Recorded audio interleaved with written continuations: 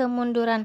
Permasalahan kerajaan Ottoman sejarah Islam seolah berputar pada abad ke-7 dan ke-9. Islam bersemi dari gurun Arab dan menciptakan kerajaan yang paling kuat di dunia.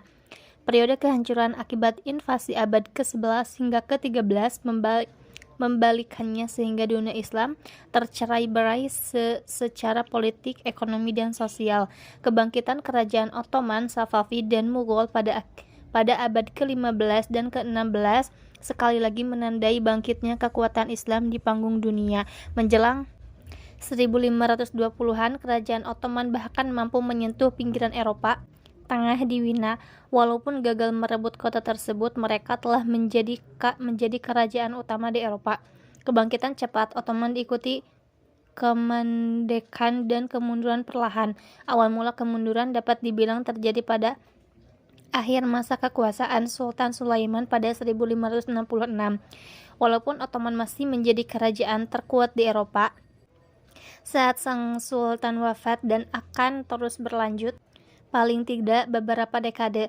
Ada beberapa faktor yang berperan dalam kemunduran Ottoman. Berbarengan dengan kemunduran ini, negara Eropa Barat, terutama Perancis dan Inggris, bangkit mengisi kekosongan yang ditinggalkan Ottoman yang mundur dari panggung dunia. Alasan utama dan paling gamblang atas kemunduran Ottoman adalah mereka tak mampu lagi mendapatkan kemenangan keyakinan di medan perang. Di awal sejarahnya, Ottoman memiliki keunggulan teknologi yang jelas dibanding musuh-musuhnya.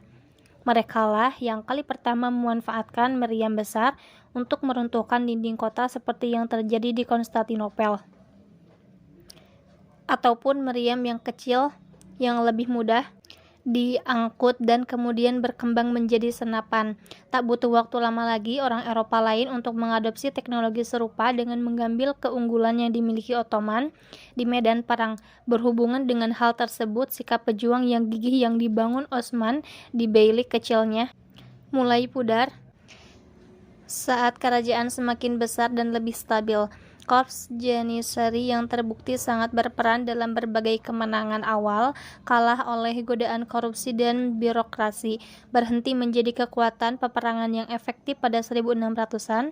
Akan tetapi yang lebih penting bagi kerajaan ini ukurannya yang sudah mencapai tingkat maksimum.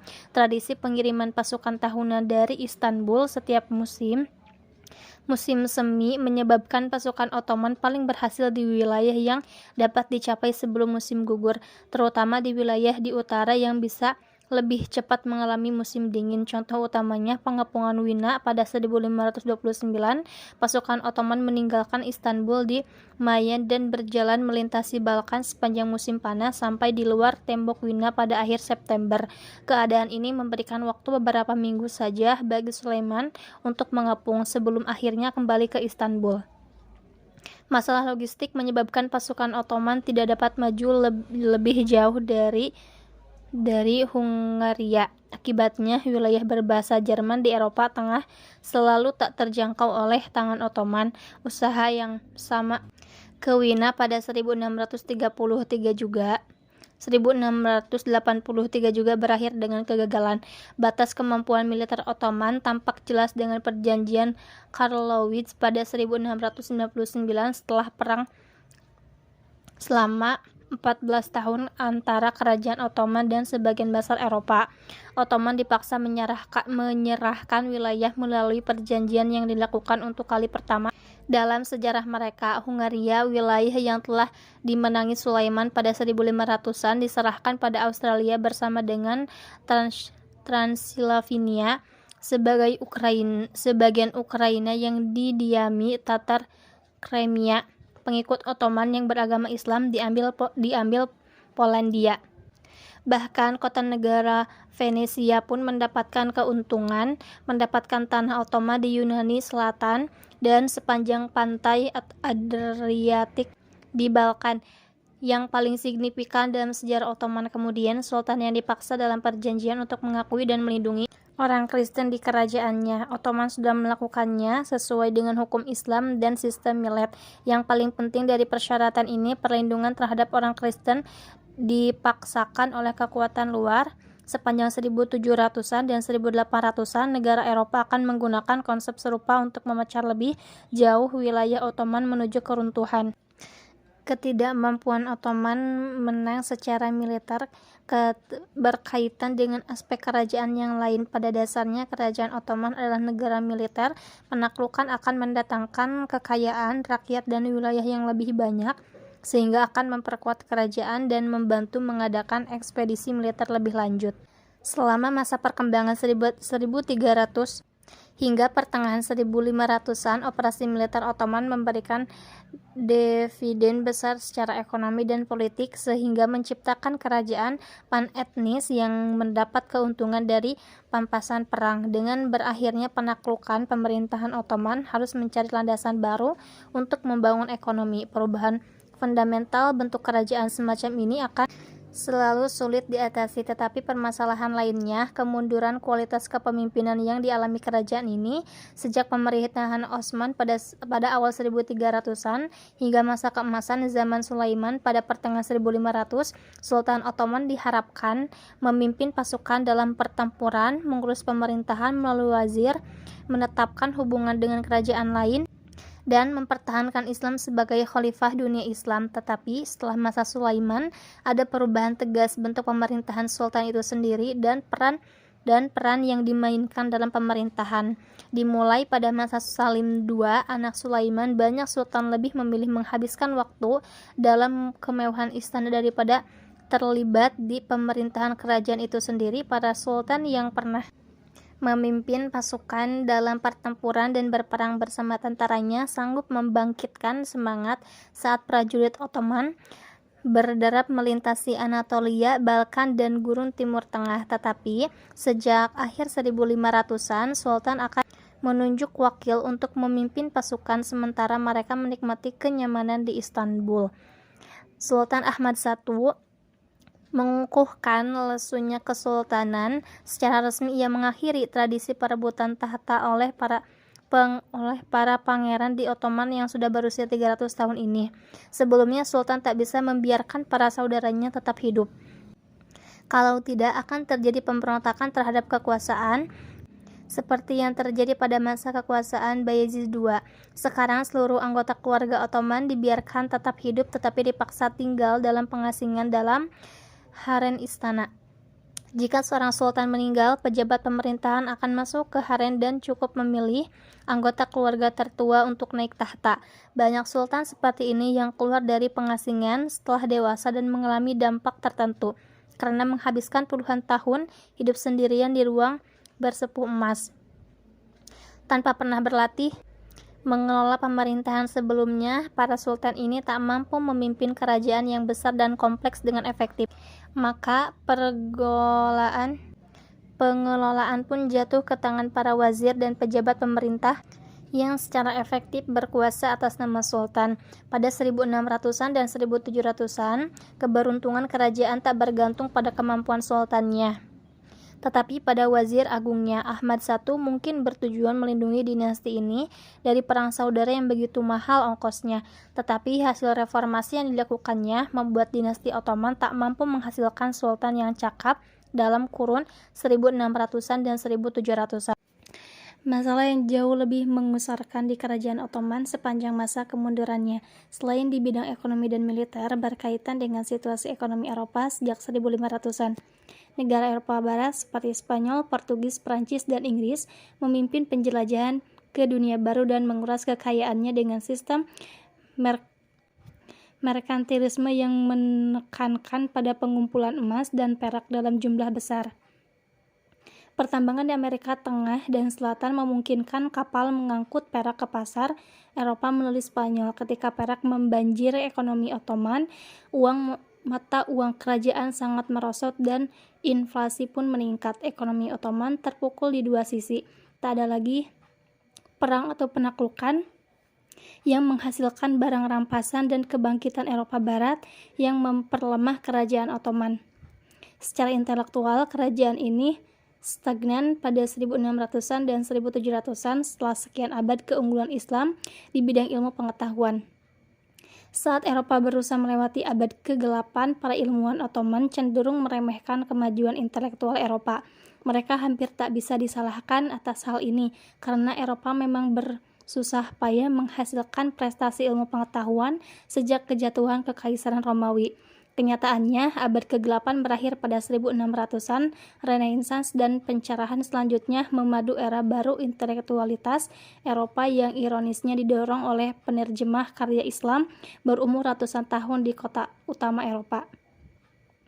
Kebanyakan ilmuwan Ottoman gagal menyadari pergeseran ini dan kemajuan Eropa diremehkan sebagai inovasi kafir. Pada awal sejarahnya, kerajaan Ottoman telah berusaha menjembatani jurang intelektual antara Kristen Eropa dan dunia Islam.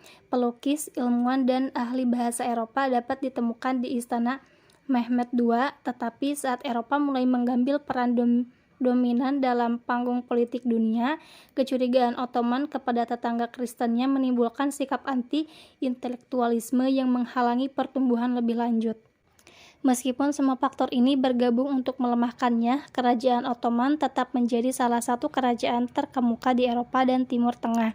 Pada 1600-an dan 1700-an, pertumbuhan yang luar biasa dalam 300 tahun pertama begitu hebat sehingga tantangan militer, ekonomi, politik, dan intelektual yang dihadapi Ottoman pada masa kemerdekannya tak dapat sepenuhnya menghapuskan capaian yang ada.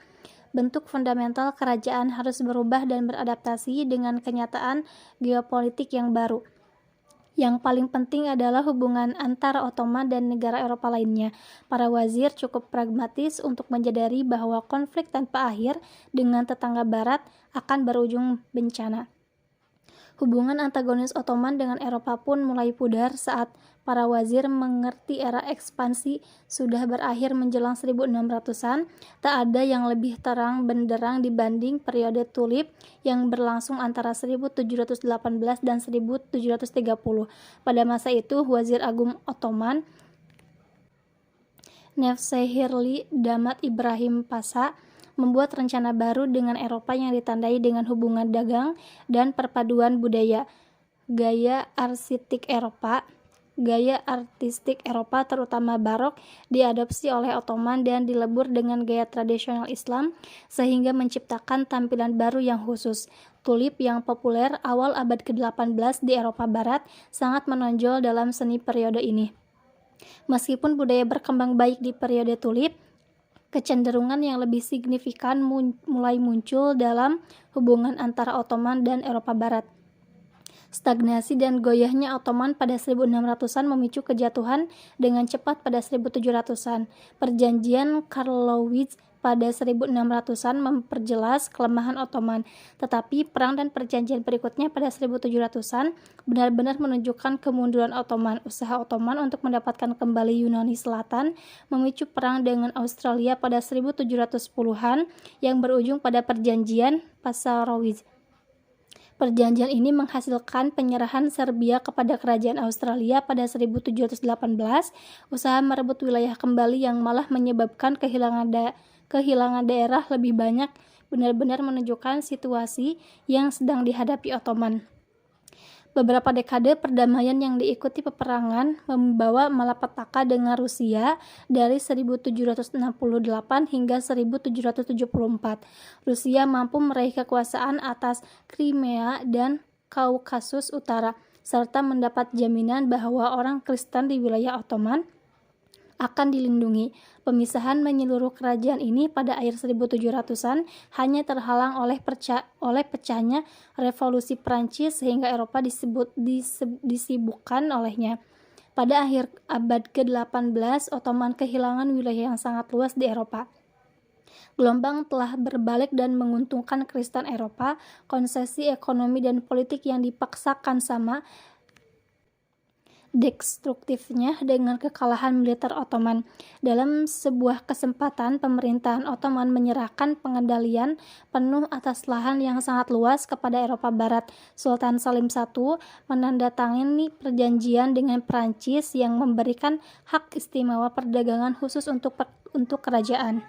Penyerahan ini awalnya saling menguntungkan karena memperkuat ikatan dagangan di antara kedua kekuatan ekonomi terbesar di Eropa. Namun, saat Ottoman mengalami kemunduran, penyerahan ini muncul dalam bentuk baru. Sebagai balasan atas dukungan diplomatik yang sangat dibutuhkan, Ottoman setuju memberikan yurisdiksi khusus bagi warga negara Prancis di wilayah Ottoman. Jadi orang Prancis kebal dari setiap tuntunan atau kendali pemerintahan Ottoman. Menjelang pertengahan 1700-an, Prancis berhasil menjadikan seluruh penganut Katolik dalam wilayah Ottoman dianggap sebagai warga negara Prancis dan berada di bawah hukuman Prancis. Selain itu, mereka berhak memperluas hukum Prancis kepada warga negara Ottoman manapun yang diinginkan. Hasilnya, orang Kristen di kerajaan ini mendapat dukungan ekonomi yang sangat besar. Mereka mendapat perlakuan istimewa dari Prancis yang melindungi mereka secara politis, kemudian memilih berdagang secara eksklusif dengan mereka.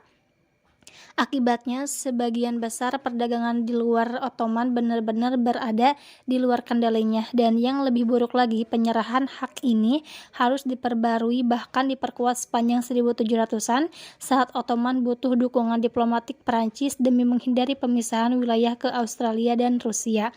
Kenyataan bahwa kerajaan Ottoman bersedia menyerahkan kedaulatan di wilayahnya sendiri menandakan betapa lemahnya mereka menjelang abad ke-18. Reformasi liberal menjelang 1800 tampak jelas bahwa kerajaan Ottoman harus melakukan reformasi agar tetap bertahan.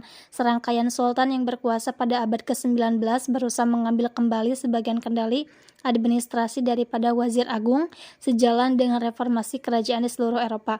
Muhammad II berkuasa pada 1808 sampai 1839 menjadi sultan pertama yang melakukan reformasi. Ia mereorganisasi pemerintahan Ottoman menjadi lebih bergaya Eropa. Alih-alih menyaingi wazir dengan instrik dan birokrasi istana yang kompleks, para menteri diangkat untuk mengawasi departemen luar negeri, dalam negeri, hukum, pendidikan, dan lainnya.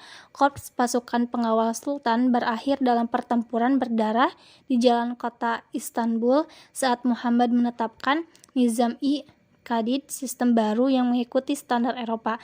Bahasa Perancis diajarkan selain bahasa Turki di sekolah-sekolah, bahkan cara berbusana pun direformasi. Turban tradisional dan jubah yang dikenakan pegawai pemerintahan selama berabad-abad dihapuskan dan diganti celana, jaket militer, serta sepatu bot kulit.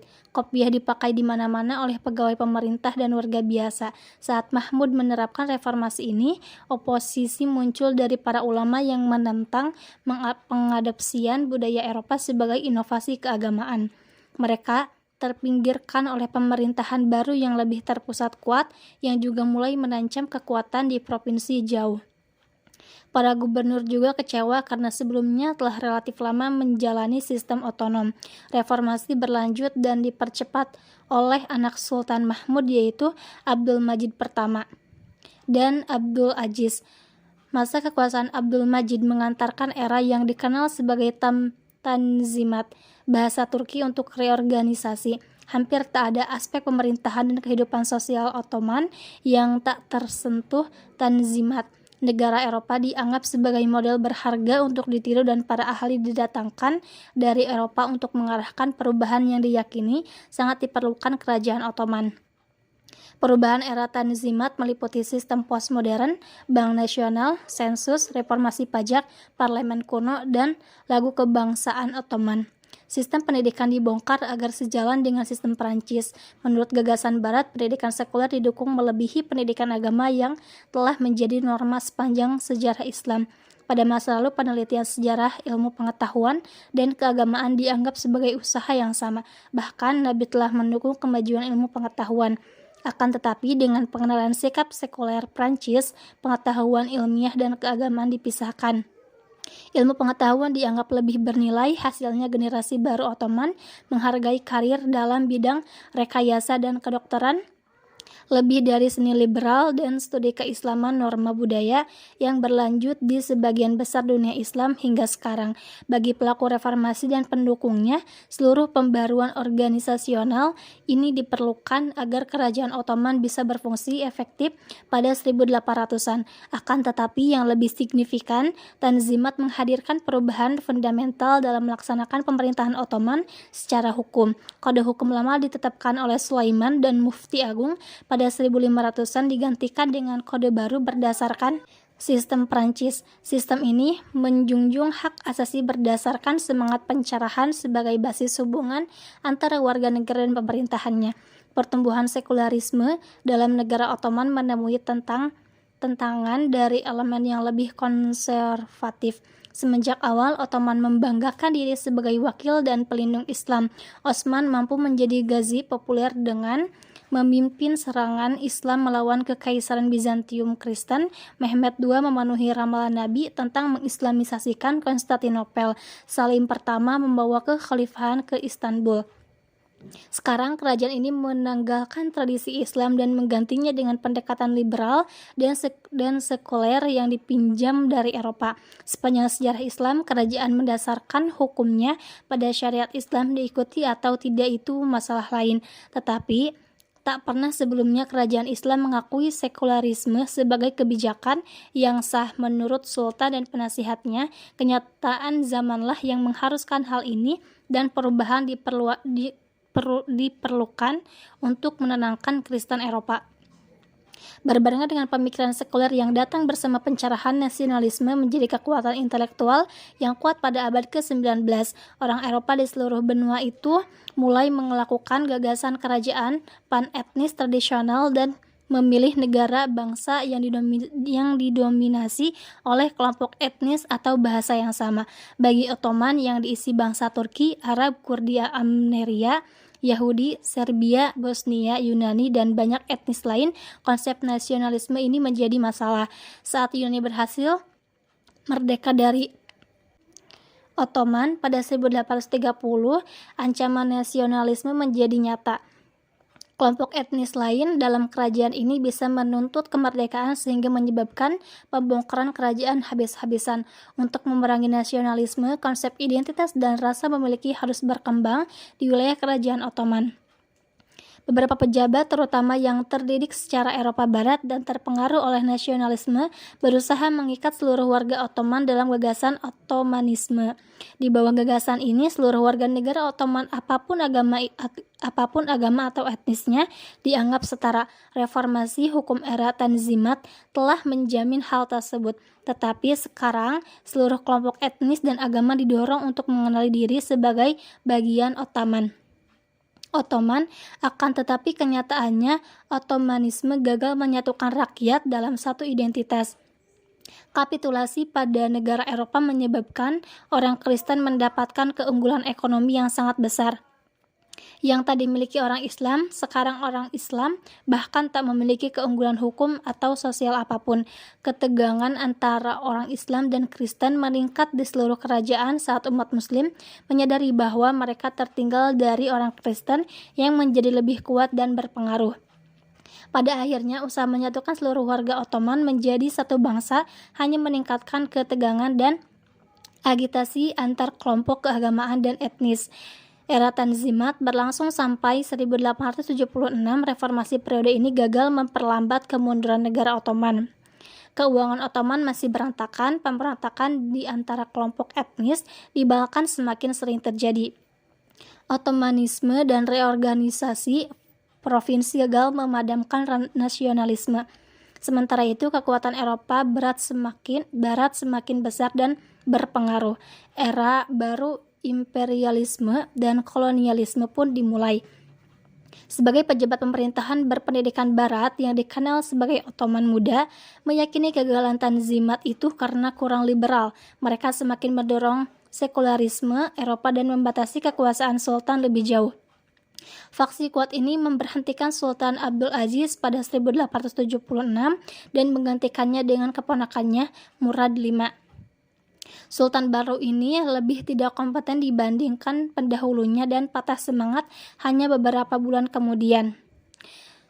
Kemudian ia dipecat dan digantikan saudaranya Abdul Hamid II berkuasa pada 1876 sampai 1909. Perubahan kesultanan oleh para wazir ini menyebabkan majunya pemimpin yang dapat melanjutkan reformasi liberal pada era Tanzimat, tetapi kekuasaan Abdul Hamid II tak berjalan sesuai rencana.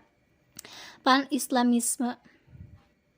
Abdul Hamid mungkin menjadi salah satu Sultan Ottoman yang paling siap selama berabad-abad.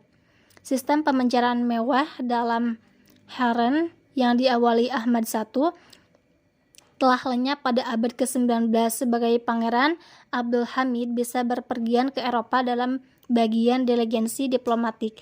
Ia pun sangat terpelajar sesuai karakter era klasik Sultan Ottoman. Ia seorang serba bisa. Ia menjadi penyair ulung dan penguat, bahkan membuat furniturnya sendiri. Selain itu, tak seperti pendahulunya yang bermewah-mewah, ia menghindari kemegahan istana baru dan mahal di sepanjang Bosporus dan memilih tinggal di tempat sederhana di istana Yildiz yang lebih kecil dan terpencil. Seorang pemimpin yang cakap memang sangat dibutuhkan saat ia naik tahta. Perang Russo-Turki pada 1877-78 berujung pada kemerdekaan Rumania, Serbia, dan Montenegro, serta otonomi Bulgaria di bawah kerajaan Ottoman. Sisa kendali Ottoman di Balkan secara perlahan lenyap. Dukungan dari Inggris pada 1870-an tetap menegakkan Ottoman karena melihatnya sebagai penyangga efektif melawan imperialisme Rusia. Lebih lanjut, Ottoman telah menyatakan bangkrut dan sebagian besar anggaran dialokasikan untuk membayar bunga utang luar negeri yang besar yang terkumpul selama masa kemundurannya. Walaupun berjanji meneruskan reformasi Tanzimat liberal, Abdul Hamid membawa kerajaan menuju arah baru. Reformasi yang berusaha membatasi kekuasaan sultan dan mengalihkannya ke parlemen ditinggalkan. Abdul Hamid berusaha mengembalikan kekuatan tradisional kesultanan.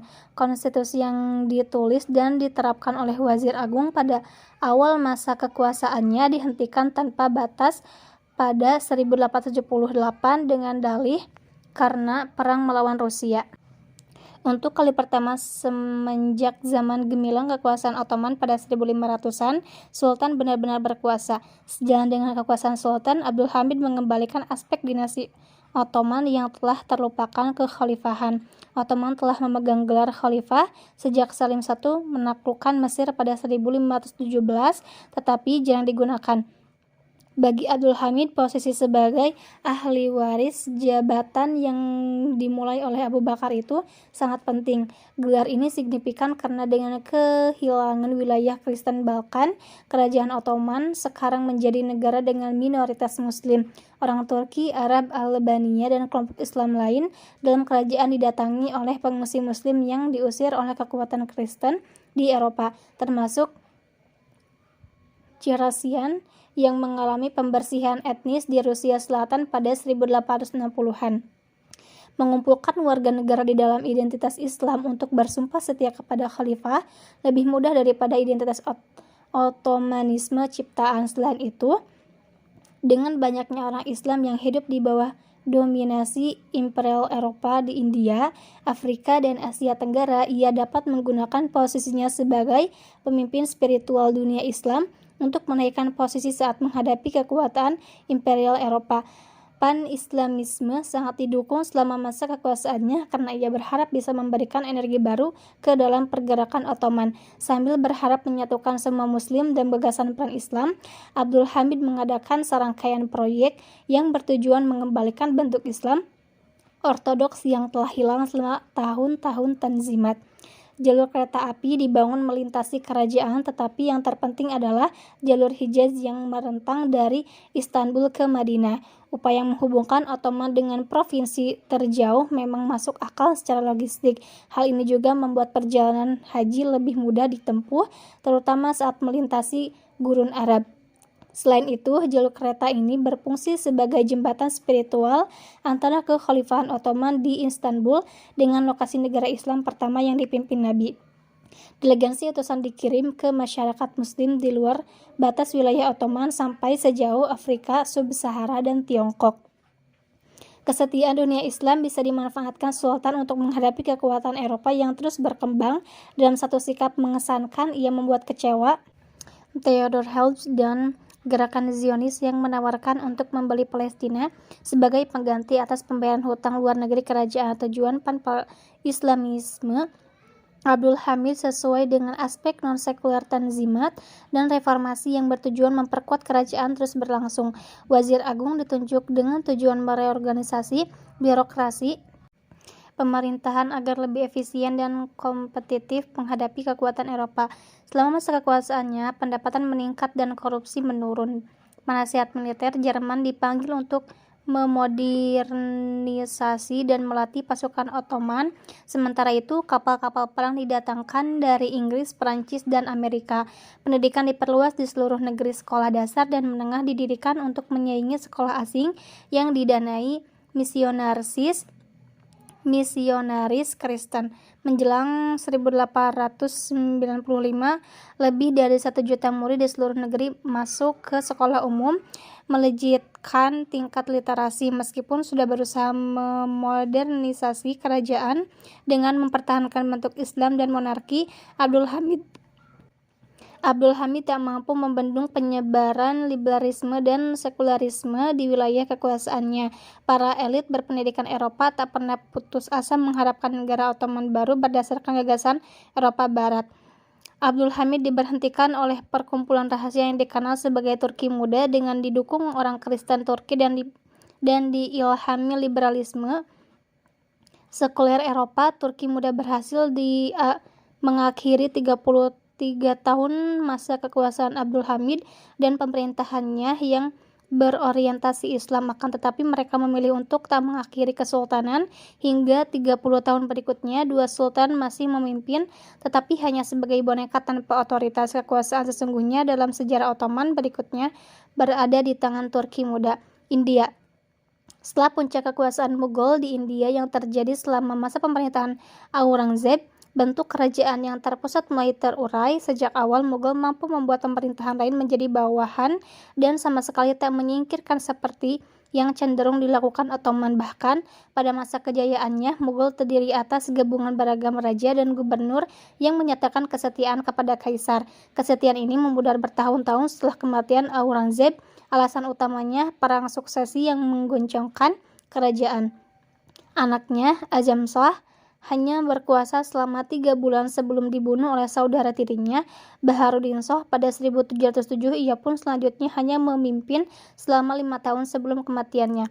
Periode selanjutnya diisi oleh pemimpin yang tak efektif. Seluruhnya ada 5 raja yang berkuasa dalam 12 tahun setelah Aurangzeb. Dengan otoritas terpusat yang mulai tak stabil, para pemimpin lokal mulai bersikap sebagai pemerintahan merdeka. Mereka masih menerima otoritas Mughal sebagai maharaja, tetapi dalam keseharian Mughal hampir tak ada hubungan apapun dengan provinsi. Bahkan saat Raja Muhammad Shah berkuasa pada 1719 sampai 1748, mampu menciptakan stabilitas dan memimpin kerajaan hampir selama 30 tahun. Penguasa lokal tak bermanfaat bagi pemerintahan Mughal. Perpecahan kerajaan mulai terjadi ketika kerajaan secara keseluruhan mulai tercerai menjadi negara merdeka. Sepanjang 1700-an, ketidakstabilan merajalela seperti mengulangi periode Taifah dan Andalusia.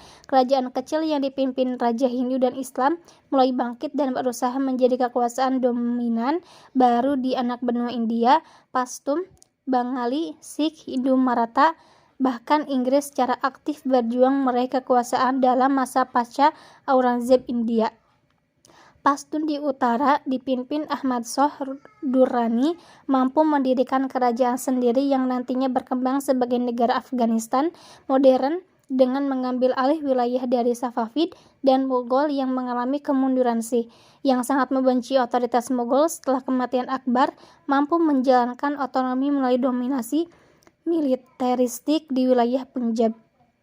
Maratha, konfederasi Hindu di Deccan Barat, menjadi salah satu ancaman terbesar bagi keberlanjutan keberadaan Mughal. Mereka mampu menaklukkan sebagian besar India Utara dan Tengah menjelang pertengahan 1700-an.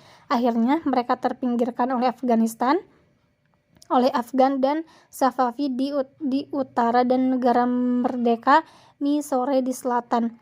Ketika negara di India ini jatuh bangun dalam usahanya berkuasa pada abad ke-18, Inggris masuk di tengah keributan tersebut. British East India Company, entitas dagangnya yang telah berbisnis di India sejak awal 1600-an, memanfaatkan perpecahan di seluruh India untuk memperluas kendali di anak benua ini. Perusahaan Inggris mulai terlibat dalam perang di Deccan. Mereka menawarkan bantuan keuangan dan pasukan dengan imbalan berupa hak dagang eksklusif dari penguasa lokal. Dari perspektif Inggris, cara ini memberikan keuntungan ganda dalam mengembangkan peluang ekonomi mereka di India serta memendang keluar para pedagang Prancis.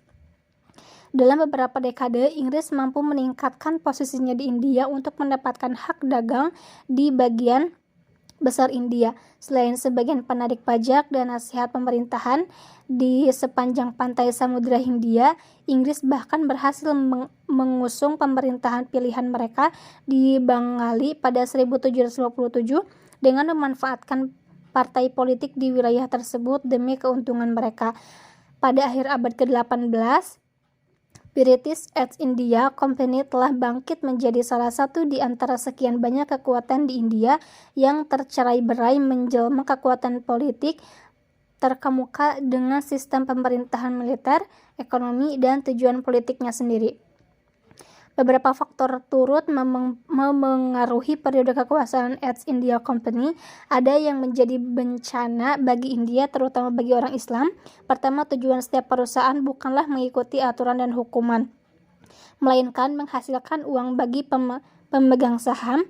Maka aturan perusahaan India sangat eksploitatif. Bahkan bagi standar pemerintahan Eropa yang berdiri pada abad ke-18 di seluruh dunia.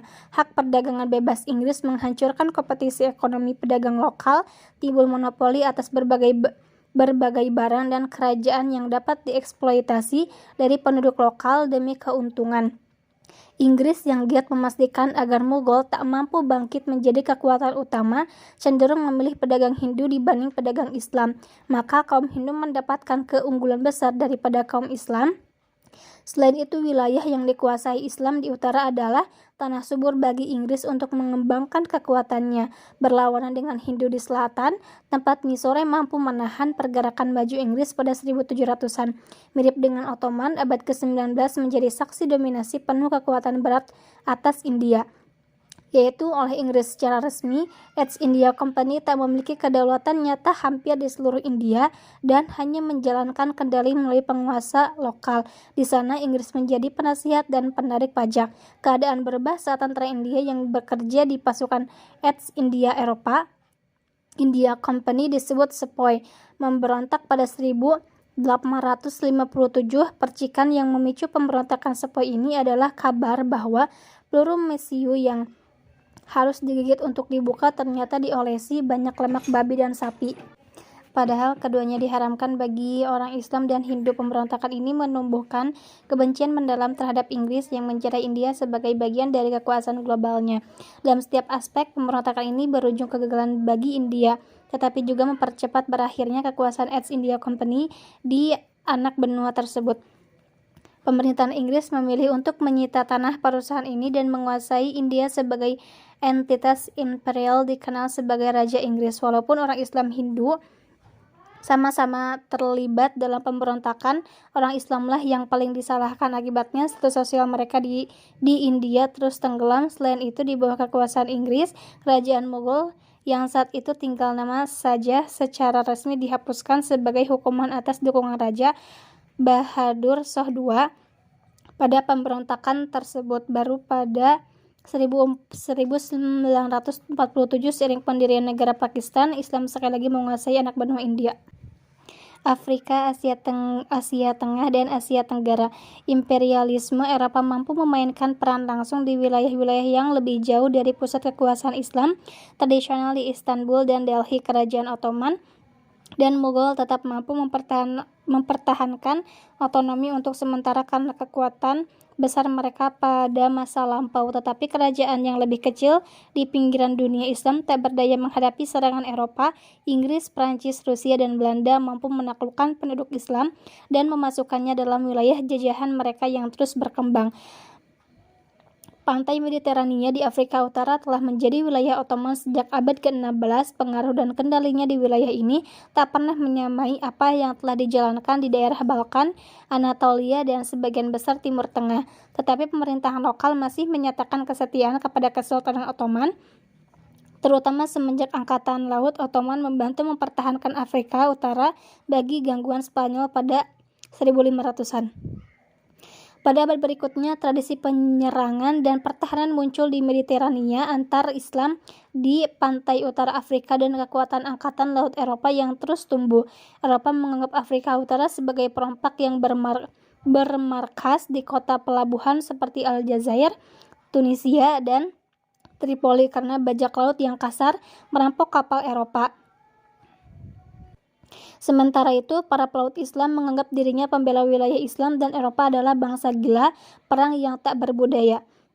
Dalam setiap kasus menjelang akhir 1700-an, terjadi gelombang yang menguntungkan Eropa. Angkatan laut Eropa didukung kerajaan luar negeri berhasil menggulungi Afrika Utara yang bertahan hidup dengan membajak kapal Eropa. Eropa akhirnya berhasil mencapai daratan Afrika Utara dengan membombardir kota utara seperti Aljazair dan Tripoli. Bahkan Amerika Serikat yang baru berdiri pun terlibat dalam aksi tersebut dengan menyerang Tripoli pada 1805. Tak butuh waktu lama Afrika Utara pun jatuh ke tangan musuh abadinya. Prancis menyerang Aljazair dan wilayah di sekitarnya, serta menancapkan koloni di Aljazair. Tak seperti wilayah luar negeri Prancis, Aljazair ibarat batu loncatan untuk melintasi lautan Mediterania. Maka Aljazair tidak dianggap sebagai koloni melainkan bagian dari Prancis itu sendiri. Ratusan ribu orang Prancis pindah ke Aljazair lalu mendominasi ekonomi dan budaya lokal, sedangkan penduduk asli diturunkan menjadi warga ke-12. Tunisia juga diserang dan ditaklukkan pada 1881. Kerajaan Italia yang baru bersatu menyatakan perang terhadap Ottoman dan mampu merebut provinsi Tripolitania, Sineraisa, dan Frezan, yang kemudian disatukan menjadi satu koloni. Libya, Maroko yang terletak jauh di barat Afrika Utara berhasil mempertahankan diri, tetapi wilayahnya terbagi dalam kemudian menjadi protektorat di bawah pengaruh Spanyol dan Prancis. Kekuasaan Islam di Maghribi yang tak pernah terputus sejak Uqbah bin Nafi menyapu wilayah ini pada 600-an berakhir pada abad ke-19 saat negara Eropa berhamburan mengklaim wilayah itu sebagai miliknya sendiri. Mesir menjadi kasus unik yang terpisah dari tetangga-tetangganya di sebelah barat sebagai wilayah pertanian yang menguntungkan. Prancis telah mengamatinya sebelum mengusik wilayah lain di Afrika Utara. Napoleon menyerbu daerah kekuasaan Ottoman ini untuk melindungi Prancis dan mengacaukan perdagangan Inggris di wilayah tersebut. Usaha penyerbuan ini gagal dalam kekosongan kekuasaan setelah invasi seorang komandan militer Ottoman, Mehmet Ali, mampu meraih kekuasaan di Mesir. Meski secara resmi tetap setia kepada Kesultanan Ottoman, Mehmet Ali memimpin Mesir sebagai kerajaan tersendiri. Ia melakukan reformasi yang bertujuan memodernisasi Mesir sejalan dengan gaya Eropa sebelum Ottoman memasuki era Tanzimat. Akibatnya, pengaruh Eropa yang sangat kuat masuk ke daerah kuno ini. Penerus Mehmet Ali melanjutkan kecenderungan terhadap gaya Eropa dan Eropa membalasnya dengan investasi besar di wilayah tersebut yang mencapai puncaknya pada pembangunan Terus Suez oleh Prancis. Peran negara Eropa yang semakin besar dalam membentuk Mesir memicu demonstrasi umum yang mendukung nasionalisme Mesir dan melawan dinasti penguasa pada 1880-an dengan dalih melindungi investasi finansialnya. Pemerintahan Inggris dan Prancis menyerbu Mesir. Mereka mengalahkannya, kaum nasionalis, dan menyangga dinasti Mehmet Ali. Sejak itu, Mesir berada di bawah penduduk militer Inggris walaupun secara resmi masih menjadi wilayah Ottoman hingga 1914. Kolonialisme Eropa tak hanya terbatas di Afrika sebelah utara, negara Islam Afrika Barat yang terpencil dan negara pantai Afrika Timur yang berbasis perdagangan pun jatuh ke tangan Eropa. Jumlah penduduk Afrika Barat banyak berkurang karena perdagangan budak Atlantik. Tak lama setelah kolonisasi Eropa di dunia baru pada abad ke-16 yang kali ini tak mampu menahan invasi. Menjelang abad ke-19, nasib wilayah pantai yang tak dimasuki Islam bergantung pada pedagang Eropa di kota pelabuhan utama. Dari basis ini, Prancis bergerak cepat masuk ke pedalaman pada akhir 1800-an, negara Islam di lembah sungai Nigeria yang selama ini dilindungi Sahara yang luas di utara dan rimba raya di selatan. Tak siap menghadapi penyerbuan Prancis menjelang 1895, bagian yang lebih luas dari Afrika Barat berada di bawah kendali Perancis. Eropa menjarah kota besar yang pernah menjadi pusat pengetahuan Islam, terutama Timbuktu. Kemakmuran dan kekuatan Mali abad pertengahan tinggal menjadi kenangan saat Afrika Barat dimasukkan dalam dunia jajahan yang didominasi oleh kekuatan Eropa yang saling bersaing. Di Afrika Timur, Inggris memimpin imperialisme pantai Swahili yang sangat vital dalam rencana Inggris mengontrol Afrika di sepanjang sumbu utara selatan dari Mesir hingga Afrika Selatan. Tetapi sejak awal 1700-an, Oman, negara di sepanjang pantai Tenggara Arab, telah mengendalikan kerajaan maritim yang membentang di pantai Afrika Timur, basis utamanya di kota Zanzibar yang sekarang dikenal sebagai Tanzania. Dari tempat ini, Oman mengontrol perdagangan pantai yang menyisipkan pengaruh besar pada wilayah daratan. Saat ini, rute perdagangan Samudra Hindia hampir tak sepenting perdagangan Atlantik yang dinominasi Eropa. Maka dari itu, Oman kemudian dipaksa bersepakat dengan Inggris yang telah menanamkan pengaruh dalam pemerintahan Oman sepanjang 1800-an.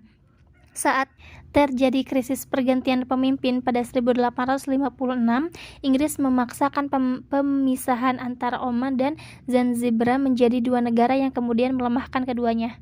Selain itu, Inggris melarang perdagangan budak di daratan yang menjadi sumber pemasukan utama penguasa. Hal ini semakin memperlemah kontrol Islam pada Afrika Timur saat pemerintahan Zanzibar bisa mengendalikan wilayahnya dengan efektif. Inggris mengambil kesempatan untuk mendirikan protektorat atas seluruh wilayah tersebut. Sistem pecah belah yang cocok dengan kekuatan imperialis Eropa terbukti manjur mengubrak-abrik pantai Afrika Utara yang pernah makmur dan kuat hingga menjadi sekandar tanah jajahan. Asia Tengah. Di Asia Tengah, Rusia mengambil peran utama dalam penaklukan wilayah Islam. Rusia telah menaklukkan Tatar Islam di wilayah Volga awal 1500-an. Berbarengan dengan ibu kota tradisional di Kazan, meskipun kebijakan penindasan diterapkan oleh Tsar Rusia selama berabad-abad, masyarakat Tatar mulai kembali sebagai kekuatan ekonomi menjelang abad ke-19. Mereka bertindak sebagai perantara dan pedagang antar Kristen Rusia yang menjadi penduduk dan orang Turki di Asia Tengah, tempat mereka bisa bertemu saudara seagamanya.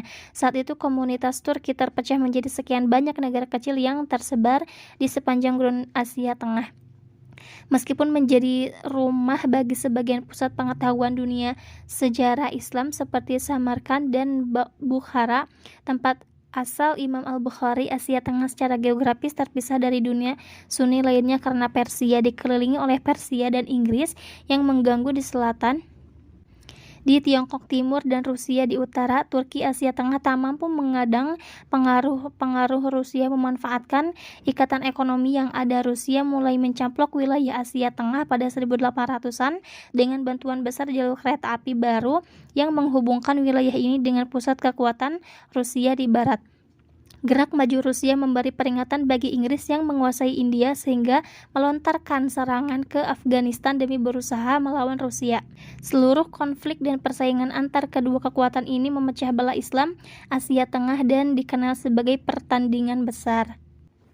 Menjelang akhir abad tersebut, Rusia mampu menaklukkan seluruh wilayah Turki sampai Khurasan yang didominasi Persia. Sementara itu, dataran tinggi Afgan menjadi penyangga yang menahan imperialisme Rusia ke selatan. Meski Rusia atau Inggris tak mampu menaklukkan Persia, keduanya memberi pengaruh yang sangat besar bagi negara tersebut. Dinasti Qajar, penerus Safavid sejak akhir 1700-an, semakin jatuh di bawah pengaruh Rusia yang menekan pembatasan utara. Rusia menegosiasikan perjanjian dengan Persia untuk mendapatkan hak istimewa di bidang politik dan ekonomi. Mirip dengan kapitulasi di Ottoman, Rusia pun melegangkan ke Teheran. ke Teheran. Sementara itu, Inggris melalui sistem protektorat atas masyarakat Arab di sepanjang pantai Teluk Persia memengaruhi bagian selatan Persia. Kemerdekaan politik dan ekonomi di tanah Persia secara efektif berakhir pada akhir abad ke-19 saat Rusia dan Inggris bersaing mengambil keuntungan dari sumber daya negara itu. Kecenderungan kolonialisme Eropa dapat dalam menggeruk keuntungan dari negara Islam berlanjut di wilayah Islam bagian timur di Kepulauan Nusantara. Di sini Belanda mengembangkan kerajaan dagang dengan cara yang sama persis seperti Inggris di India. Perusahaan dagang Hindia Timur mendirikan pangkalan di seluruh Asia Tenggara untuk berdagang rempah-rempah dengan kerajaan Islam setempat. Penjajah komersial tak ragu menggunakan kekuatan militer untuk memperluas peluang perdagangan. Pada 1641, Belanda memaksa Portugis keluar dari pelabuhan penting di Malaka yang telah didudukinya sejak 1511. Pada 1621, Belanda membantai lebih dari 10.000 orang di Kepulauan Banda dalam usahanya menguatkan kendali atas hasil panen pada wilayah tersebut. Dengan menggunakan kebrutalan yang sama, Belanda mampu menaklukkan sebagian besar Kepulauan Nusantara pada abad ke-19. Kesultanan Islam lokal di Jawa dan Sumatera tidak tinggal diam. Upaya melawan kekuasaan Belanda terus menjadi duri dalam daging penjajahan. Sumber ekonomi yang kaya digabungkan dengan keunggulan teknologi dan kurangnya bantuan dari dunia Islam lain, membuat kekuasaan Belanda di Asia Tenggara berlangsung hingga setelah Perang Dunia Kedua. Secara keseluruhan, abad ke-19 menjadi saksi kekalahan kekuatan politik Islam di seluruh dunia. Inggris, Prancis, Belanda, Rusia, dan lainnya mengambil keuntungan dari kekuatan Eropa yang terus tumbuh. Tak diragukan lagi bahwa dalam banyak hal, orang Eropa meyakini dirinya layak menguasai dunia karena pemerintahan yang tercerahkan, kekuatan ekonomi, serta militer yang terorganisasi rapi. Menaklukkan dunia dan mengajarkan cara hidup Barat kepada pribumi adalah tanggung jawab kulit putih. Seperti ditulis Rudyard Kipling, dengan perasaan unggul secara budaya dan peradaban, penjajah Eropa benar-benar tidak peduli terhadap kebudayaan lokal ini. Tak mengakibatkan pengabaian akan sejarah Islam. Bahkan pada abad ke-19, ketertarikan bangsa Eropa pada dunia timur mencapai puncaknya. Buku tentang Nabi, sejarah Islam, dan keyakinan Islam diterbitkan di berbagai kota besar di Eropa. Mungkin karena pengetahuan akan sejarah serta potensi kekuatan politik dan budaya Islam, orang Eropa bersikeras meniadakan peran pribumi di negeri Muslim. Konsep memecah belah dan menaklukkan terbukti manjur dalam ledakan pertama imperialisme Eropa di dunia baru pada 1500-an. Pada 1800, konsep itu digunakan lagi kali ini untuk meretakkan dunia Islam yang pernah memiliki kekuatan besar selama masa persatuan di bawah Umayyah, Abbasiyah, dan Ottoman. Secara sewenang-wenang, penjajah Eropa menarik garis batas tanpa mempertimbangkan identitas lokal atau sejarah politik dalam upaya memecah belah lokal politik Islam dan menjadikan wilayah taklukan lebih mudah diatur serta dikuasai. Sepotong demi sepotong dunia Islam dikuasai oleh Eropa. Dengan demikian, menjelang pecah Perang Dunia Pertama pada 1914, sebagian besar orang Islam berada di bawah kekuasaan asing. Sejumlah pertanyaan besar muncul di benak kalangan umat Muslim saat itu. Mengapa Tuhan membiarkan hal ini terjadi dan apa akibatnya bagi masa depan Islam di dunia modern? Orang yang berusaha menjawab pertanyaan ini akan memelopori upaya kebangkitan Islam, berusaha membalikkan arus pasang Eropa dan mempertegas kembali dominasi dunia Islam.